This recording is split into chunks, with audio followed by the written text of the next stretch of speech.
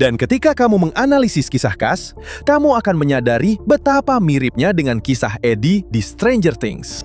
Cass adalah seorang pejuang tingkat tinggi, dicintai, karismatik, dan hampir mustahil untuk dilupakan.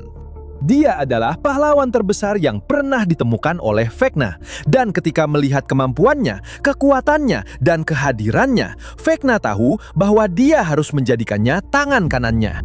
Vecna bahkan membuatkan dia sebuah pedang super kuat, pedang Cass, sebuah senjata yang memiliki kesadaran, berbahaya, dan bisa berbalik melawan siapa saja. Dan itulah yang terjadi. Seiring waktu, pedang itu mulai membisikkan kepada Cass bahwa Vecna sudah tidak membutuhkannya lagi, bahwa dia lebih baik, bahwa suatu hari dia akan dibuang. Cass terjebak dalam manipulasi itu.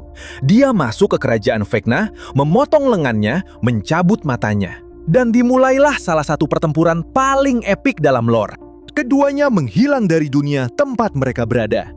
Dan beberapa waktu kemudian, Cass kembali sebagai seorang prajurit vampir. Salah satu makhluk terkuat dari semuanya. Seperti yang bisa kalian lihat, ada banyak hal yang terhubung dengan lore Eddie di Stranger Things. Eddie adalah seorang profesional dalam permainan Dungeons & Dragons.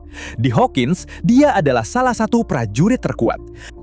Dia selalu karismatik dan dicintai oleh semua orang.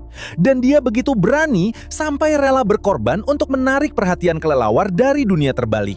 Dia mengorbankan hidupnya untuk orang lain, yang membuatnya menjadi pahlawan bagi banyak orang. Dan percayalah, Vecna menyadari hal itu. Dia menemukan seorang pejuang yang begitu setia hingga rela mengorbankan nyawanya sendiri.